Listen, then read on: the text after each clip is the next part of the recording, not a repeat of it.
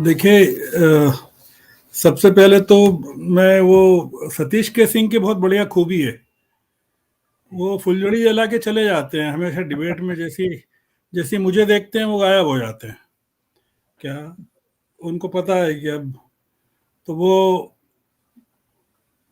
उनके जो उनका बड़ा बड़ा बढ़िया काम है सतीश के सिंह का, है ना? वो ऐसे ही होना चाहिए।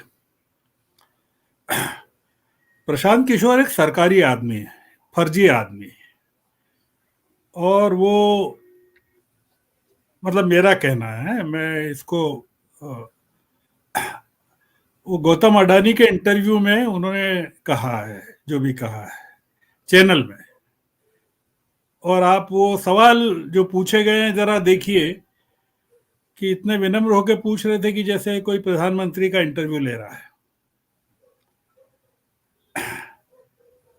बिहार में वो विपक्ष को कमजोर करने में लगे हैं। मतलब वो कह रहे हैं विपक्षी एकता नहीं हो सकती, पर विपक्ष में एटम बम लगा रहे हैं वो बिहार में। वो नीतीश के घोर विरोधी हैं। वो मोदी के साथ उन्होंने शुरू किया था अपना जीवन, और बीजेपी के साथ खत्म हो जाएगा उनका। उनका जो आदमी है, उनकी टीम का जो आदमी है, उनके साथ काम किया हुआ आदमी है, उसने अकेले ने प्रशांत किशोर से अलग होकर त्रिपुरा में त्रिपुरा मोर्चा को 60 में से 13 सीटें दिलवाई।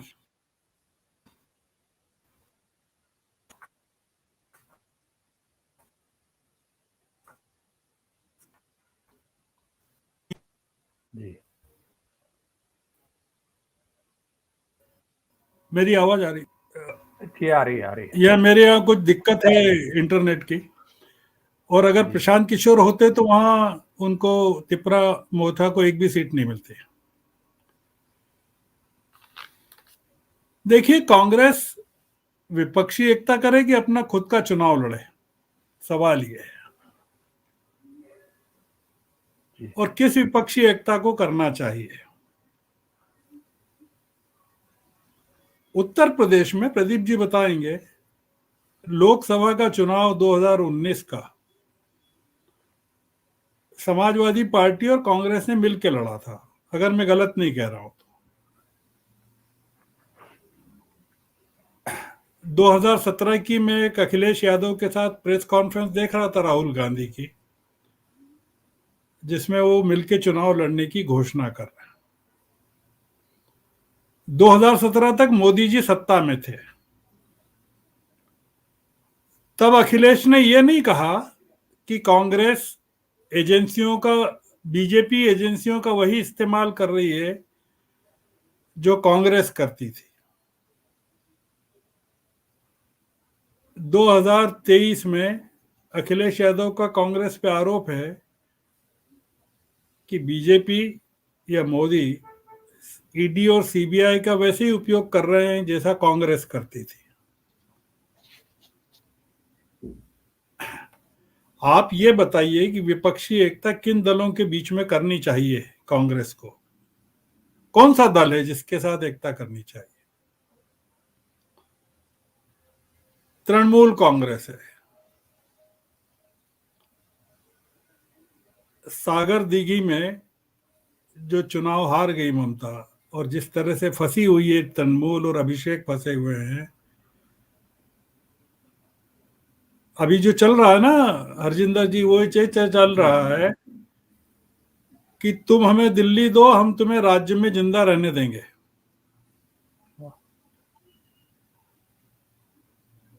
ममता बनर्जी ने अपनी राष्ट्रीय आकांक्षाएं समाप्त कर दी। अखिलेश की कोई राष्ट्रीय आकांक्षाएं नहीं है। इनको अब अपने राज्य बचाना है। तो कांग्रेस को क्या इन लोगों की इज्जत बचाने के लिए काम करना चाहिए कि खुद को सरकार में लाने के लिए काम करना चाहिए? ये जो लड़ाई है ना हरजिंदर जी, ये न तो विचारधारा की है, न साझा कार्यक्रम की है। ये सिर्फ बहुत सिंपल सी लड़ाई है कि कितने दल देश में लोकतंत्र को चाहते हैं और कितने दल 2024 के बाद जिंदा रहना चाहते हैं।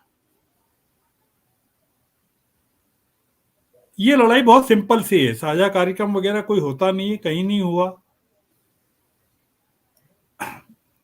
केरल में सीपीएम और कांग्रेस आपस में लड़ती है और त्रिपुरा में दोनों एक हो जाती है, और बंगाल में कांग्रेस और सीपीएम ममता के खिलाफ लड़ती है। आप बताइए कहाँ विचारधारा? ये विचारधारा की लड़ाई नहीं है, इस समय एक ही है कि इस सरकार को कमजोर करना है।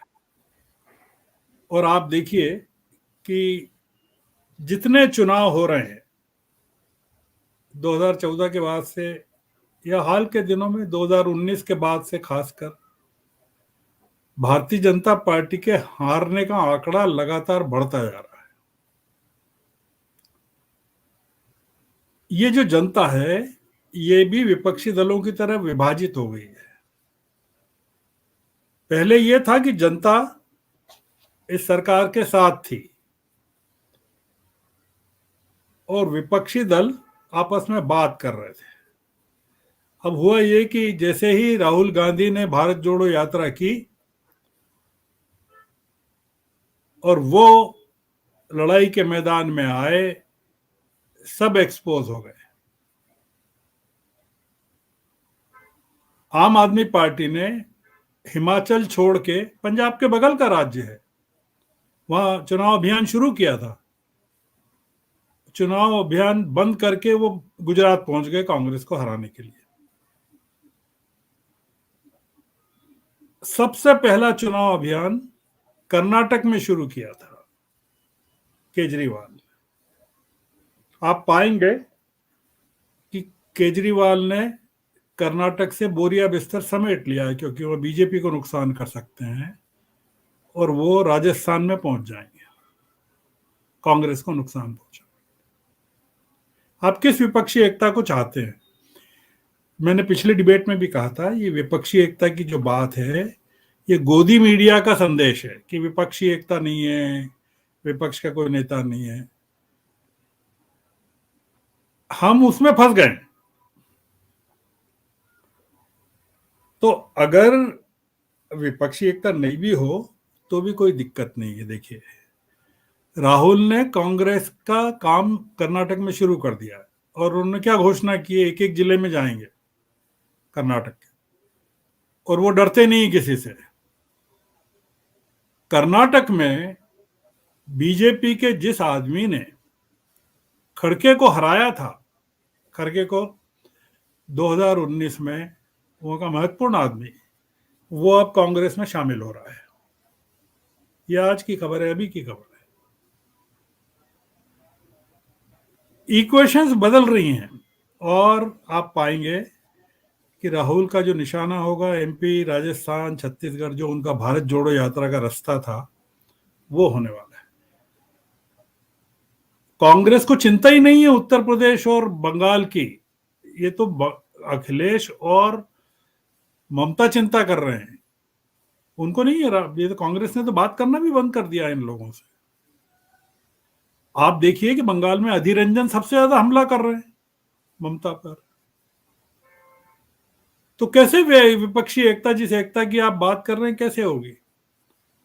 कांग्रेस को कोई चिंता नहीं। कांग्रेस महाराष्ट्र में, बिहार में, हिमाचल में, झारखंड में, तमिलनाडु में, सब जगह सुरक्षित है और अपने खुद के राज्यों में बहुत सुरक्षित है। इसलिए ये अपन बार बार जो, अगर कांग्रेस और उनके जो एलाइज हैं वो अगर 143 और 188, 321 सीटें हैं उनके पास, जो उनके पुख्ता एलाइज हैं, और कांग्रेस की जो राज्य है उसमें से अगर 150, 170, 200 सीटें भी ले आए, आधी भी ले आए, तो बहुत बड़ी क्रांति हो जाएगी। जी। और अगर मोदी जी कमजोर भी हो गए, चाहे हारे नहीं, बीजेपी बाउंड्री पे आ जाए, कमजोर भी हो गए, तो बीजेपी में इंटरनल विद्रोह हो जाएगा, आप चिंता मत करिए। जी। इसलिए विपक्षी एकता वगैरह ये जो फंडे हैं, ये ट्विटर वगैरह के हैं, गोदी मीडिया के हैं। अखिलेश और ममता ये दोनों किसी भी विपक्षी एकता के प्रयास में जुड़ने वाले नहीं हैं,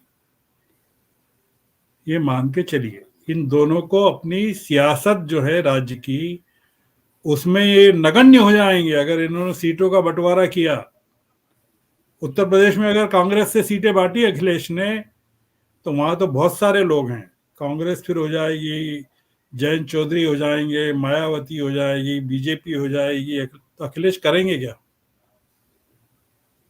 इसलिए चिंता मत करिए, ये चुनाव जो बहुत महत्वपूर्ण होने वाला है, और ये जो प्रशांत किशोर जैसे लोग हैं, ये अभी बहुत ज्यादा बोलने वाले हैं। वो जो एनडीटीवी का जो इनका इंटरव्यू है, काफी वायरल हो रहा है सोशल मीडिया पर, ट्विटर वगैरह पर। क्यों हो रहा है? उन्होंने क्या कहा? ऐसा कुछ नहीं कहा। वो जो कह रहे हैं अभी, जब से बिहार लौटे हैं और नीतीश ने मिलने का टाइम नहीं दिया, तब से वो ऐसे ही बोल रहे हैं।